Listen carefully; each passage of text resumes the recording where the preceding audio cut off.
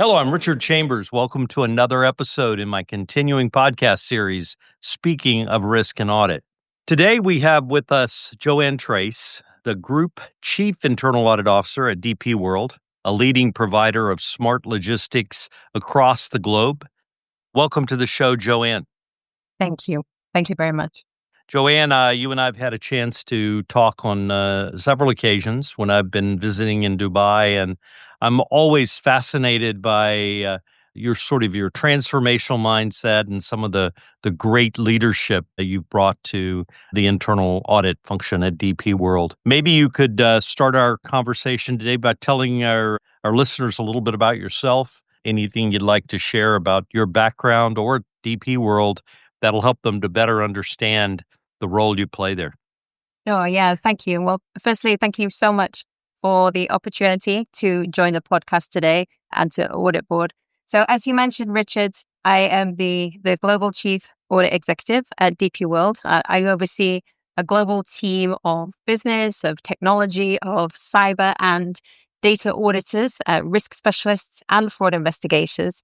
So I started my career with PwC.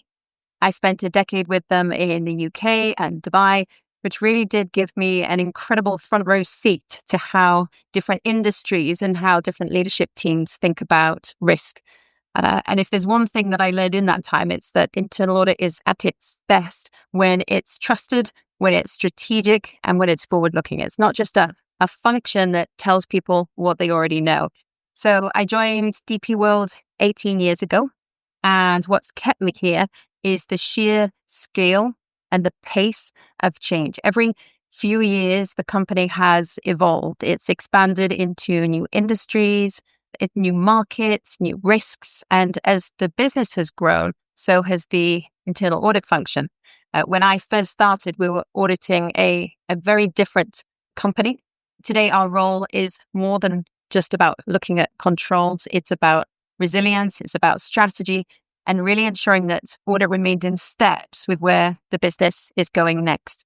At DP World, as you said, it's one of the world's leading supply chain and logistics companies. It operates in 79 countries with over 115,000 employees.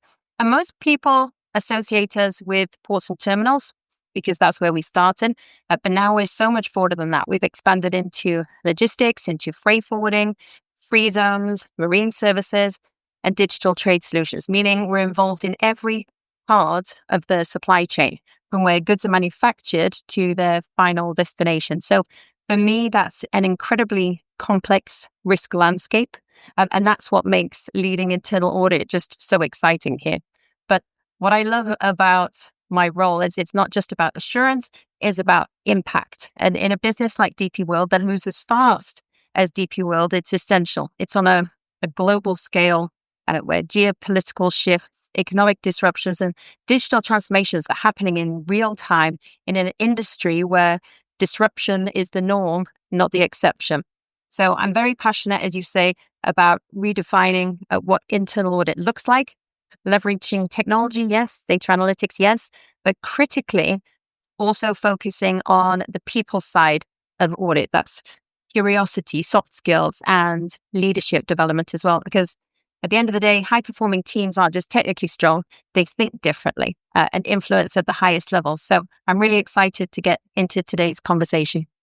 The energy that you exude is evident, and I'm sure that our audience can feel it. You know, you and I talk a lot about what a modern internal audit function needs to have, sort of it as part of its DNA. And you speak often of high-performing culture, that it is so important for an internal audit function to have a high-performing culture. What does that mean to you? What does a high-performing culture mean?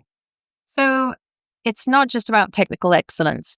For me, it really is about mindset. It's about having a team of auditors who are naturally curious, commercially astute, and who want to make a real impact. So that's why I'm so obsessed with finding and developing the right people, not just the best technical auditors, but those with the soft skills, the passion that we talked about, and curiosity. I think I probably drive my recruitment team mad at times. But yes, technical skills matter, But what I'm really looking for are people with potential, people I can develop, people who bring a fresh perspective, and importantly, people that have that spark, because you can teach methodology, but you can't teach mindset. Some of the best hires I've probably made weren't traditional auditors. I brought in people from operations, from cybersecurity, even investigative roles. And one of my best hires actually was someone who'd never worked in audit before, but had spent years challenging commercial decisions and really digging into real world risks. And you know what? Those skill sets translated perfectly. So, so I guess for me, then once you've found the right people, the next challenge is really creating that environment where they can thrive. And for me, that means giving them real challenges, not just executing audits, but tackling complex problems and working on things that are stretching them, encouraging different ways of thinking. We don't want clones in our audit functions. We need different perspectives. We need different skill sets and different ways of looking at risk. And I think another important part of our role as leaders is to help them find their magic. Everyone brings something unique to the table. The role of a leader for me isn't about making people fit a mold, it's to help them figure out what they're great at and build around that. And I would say my probably last point would be around purpose. A high-performing culture isn't just about getting results. It's about sustaining those results year after year. And that can only happen when people feel invested, they feel valued and connected to a bigger purpose. So for us in our department, it's about building trust and building resilience in our organization, but also in us. And when I see them feel that, when you're connecting both the mind and the heart, I see them show up differently. They bring an energy, they bring a confidence and an ownership. That's the culture that I want. And that's the kind of function that I think that delivers real impact. I was just this past week at the General or the Great Audit Minds Conference, I think they call it now, the GAM conference here in the US, which is essentially the American National Audit Conference. And one of the speakers was like you, sharing their experience of bringing in non-traditional hires. And she made the observation, and I've heard it many times, and I actually believe it myself, but I want to hear your perspective. She made the observation that it's much easier to teach someone from the business about audit than to teach an auditor about the business. Do you find that to be true from the experience you've had there? Absolutely true, especially in our technology audit team as well, trying to find technology auditors that have the experience we require, that technical expertise, but also the audit skills. It's really tough, especially cyber auditors that we're looking for now. Did these people even exist 5, 10 years ago? The role has evolved. We've been pretty successful, but it took us a while to get to this point where we said, you know what, we can sacrifice them not being auditors. We can teach that piece, but we bring in people that have that demand to solve really complex problems, that demand to ask that extra question, and then we can train them up with the audit skills. I remember being at a conference recently where the gentleman spoke about hiring for fire. If you hire with the people that have that fire in their belly, that really want to push themselves, to explore, to be curious, I think you can work with that. We can, as leaders, we can mold that and teach them the technical side, those audit skills to make really great auditors. How do you motivate people that join your team? You obviously, as you used the word earlier, spark. You find someone with that spark to bring into your team. But how do you keep that flame lit over time? So for me, a key piece on that retention really is around making them feel valued. It goes beyond just promotions or salary increases. It really is about keeping them engaged, valued through recognition, and continuously growing. So for me, some of the most effective strategies, it's about challenging them. I talked about it. I touched on it before. Really give them big, meaningful work. High performers don't want to do the same thing year on year. They thrive on high stakes audits, exposure to leadership, take them along to the audit committee. So I had my audit committee meeting a couple of days ago, and I made sure to take along some of the people from my team, and when you hear the feedback and how much they grow from that experience, how much they see from getting that invite to the table, and hearing the why all of the questions that we ask as leaders to them just before the audit committee, why that stuff matters, why we need to be able to deliver at that level, it's such a great growth opportunity for them as well. But I think as well, giving them exposure to cross-functional projects that really push them out of their comfort zones. I mean, in DP World, training is another piece, investing in their development, give them options. I think we can all agree that there is a wealth of development opportunities out there in the world, free, online. There's so much. I think one of the things that we can do and have successfully done in DP World is curated the development experience for people. We've built a digital GIA Academy where we have provided a curated list of content, if you like, depending on your role across core competencies to say, if you're at this particular level, these are the trainings that we have already gone through, we've quality checked, and we believe these will be beneficial for you. So instead of having this huge menu out there to choose from, you have a much smaller, much more realistic development journey, learning journey that you work out with your line manager as well. We saw a gap in tech skills in our function. We realized that our business auditors were at risk of becoming dinosaurs because we'd split out our business audit from our technology audit. So we put in place a new program called TNT, Technology for Non-Tech Auditors, which gives our business auditors that hands-on experience in tech audits. So now they don't just understand the risks, but they challenge them. I think people stay when they know that their work matters. Recognition is key. We have a very simple WOW Awards program in our function, which is a simple, really simple, but powerful way to celebrate those who go above and beyond. It's all digital. Anyone in our team can nominate, and we have a little digital placard that comes up on their in-out board. And it just reinforces that what they do is seen and valued. And I think probably the one piece I haven't touched on yet is trust. High performers don't want micromanaging. They want autonomy. So those would be some of the key areas for me. At the end of the day, people don't leave jobs, they leave boredom. So if we want to keep top talent, we should be asking ourselves, are we challenging them? Are we investing in them? And are we making sure that they know that their work has impact? Some great insights. The whole evolution of AI over the last 3 years has been remarkable. And there's a lot of debate out there right now about, well, what does this mean for the future of internal audit? Is AI destined to replace us, or at least replace our assurance mission? I guess my question to you is, when it comes to the high performing culture you've instilled there, how do you integrate AI into that and motivate your team to feel like that AI is the great enabler and not somehow a threat? I love this debate because for me, it gets to the heart of what internal audit actually is. I believe AI will not replace auditing, but it will replace outdated, low-value audit functions. If we're still stuck in manual testing, hindsight reporting, and compliance box ticking, then yes, AI will take that over. And honestly, it should. But high-performing teams, I don't think they're going to just survive AI. I think they're going to thrive because of it. Because AI is a tool. It's not a threat.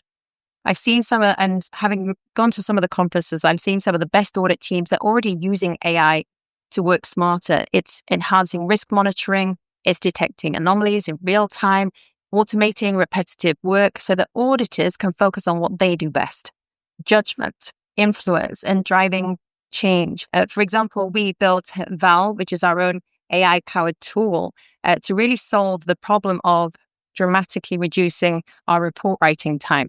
So AI helps us move faster, but it still doesn't replace critical thinking and business insight. It's great at processing data, but here's what it still can't do. It can't always ask the right questions. It can recognize patterns, but it doesn't always challenge assumptions or connect unrelated risks. AI doesn't get a seat at the audit committee table, at least not yet. We do. So influence is not just about logic and data. For me, it's about psychology. It's about relationships. It's often about politics as well, and timing. I think as well, not yet at least, I don't think it can apply ethical judgment. It can like a high risk transaction, but it doesn't understand nuance, intent, or reputational risk. So it's an incredible tool, but it's not the decision maker. The real risk for me is complacency. It's failing to adapt. But I think high performing teams are anticipating that change and are evolving. We've made digital upskilling mandatory for all our auditors, not just the tech team, so that everyone understands AI risks, but also opportunities as well, so that we're ensuring that our auditors are equipped for the future, but not left behind by it. So will AI replace internal audit? No. But will it replace internal audit functions that don't evolve? Absolutely. So for me, or for us as CAEs, the real question isn't, will AI replace us? It's, are we evolving fast enough to stay ahead? Because risk isn't static, and neither should internal audit be either. That's really good observation there. I think my experience is initially internal auditors were sort of oblivious to AI. I think now more and more internal audit functions are trying to figure out how do we integrate the use of AI into our approach, and so it sounds like you and your team are leading the way on that, as you have on so many other areas that we've touched on. Speaking of which, there's one particular approach to sourcing that you espouse that I have seen successfully implemented in several internal audit functions over the years, and that's the notion of the guest auditor program. Talk to us a little bit about the guest auditor program at DP World, and how does it work, and what value do you get from it? I am a huge advocate of the guest auditor program. I remember it was one of the first things I learned about when I moved into internal audit. We introduced it in our organization back in 2018, and it's still going stronger than ever number of years later. It's really become one of those things that the people in our organization want to be a part of, and for good reason. It's not just an internal audit initiative anymore. It's almost become a part of the employee value proposition. It's a career development opportunity that gives people hands-on experience in risk, in governance, and decision making. And it started as a simple idea. What if we let the business see what we do firsthand? But it's grown into something so much bigger. It's something people want on their CVs because it gets them exposure, it develops leadership skills, and it signals potential. So it's been really successful for us. We've had people from finance, from operations, from commercial and tech come in, work alongside us, and then really take that risk mindset back into their roles. And it's not some passive sit and watch experience. They're in the thick of it. They're there assessing risks. They're on site in a new country overseas. They're asking tough questions, and they're helping to shape the findings as well. And the best part of it is that some of them have come back later as senior leaders saying it completely changed how they thought about governance and risk. And because it's grown so much, we're now taking it a step further with the guest auditor alumni program, which is not just a one-time thing. It actually becomes a continuous journey for our guest auditors. They stay connected, they join our webinars, they keep learning with us, but they go back into the business stronger, more well-rounded colleagues, but also as ambassadors for the work that we do in internal audit as well. So that's a huge advantage for us. If I was going to be a guest auditor at my advanced stage, I can't think of an internal audit function that would be more exciting to be a guest auditor for than yours. And I would say to you that you touched on it there at the very end, and that is that you are populating leaders in the company who understand and have a much more critical understanding of internal audit, and they're advocates for you. So often the people that internal audit ends up auditing their areas of responsibilities, that they sort of fill an adversarial relationship. But it sounds like when these people have been a part of your team for a period of time, then go back into the business, then move up into leadership roles, they're not the adversaries, they become the advocates. Yeah, exactly right. And it's not just about making great auditors. As you quite rightly said, it's about making the entire leadership pipeline more risk aware and resilient. Because what we've done with the program is to make it more scalable and inclusive. It's open to everyone across the entire organization. So everyone can apply for it. So we really do get such a great mix of individuals coming into the program. And as you said, we're helping to build up the leadership talent pipeline for the organization as well, with that risk management mindset built in. You've mentioned technology a couple of times, Joanne, and obviously we talked a little more in depth about AI. But how do you leverage and integrate technology from a broader sense into to the role, the mission of the organization? Because the new I standards really put a lot of responsibility on the CAE to have a technology strategy. Can you comment at all on how you have embraced that idea that you have to be the advocate for technology and the leader in helping the organization use it? So I think we have an opportunity to play a really huge role in technology.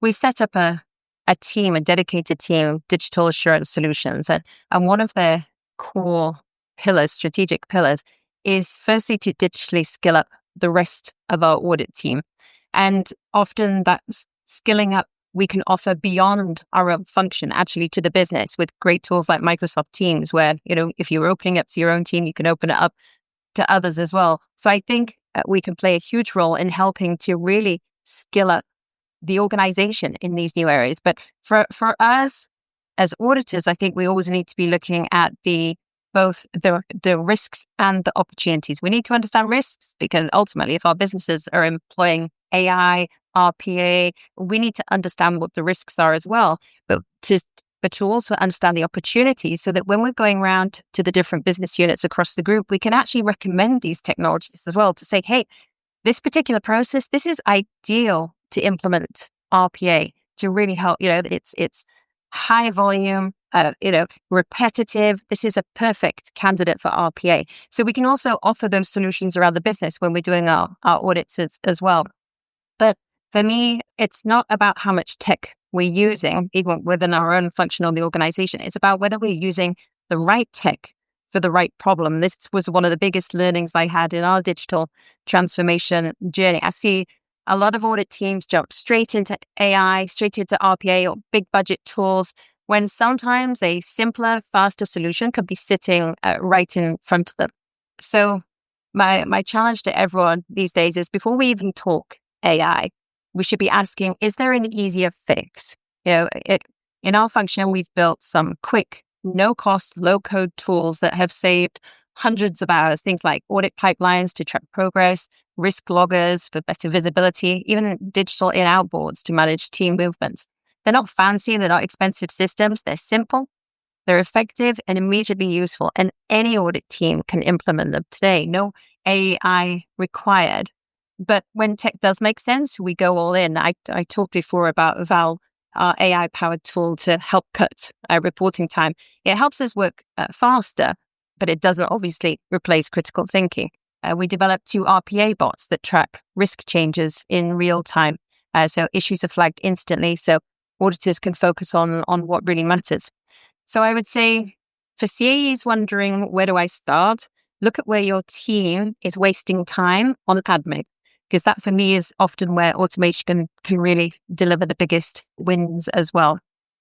So, here's the thing. Most of the biggest risks we audit today seem to be tech-driven, cyber, AI, governance, fraud analytics, but we can't audit what we don't understand, which is why that digital upskilling, we've made tech training mandatory for all our business auditors, not to turn them into IT specialists, but to give them confidence to challenge in this digital world that we're living in.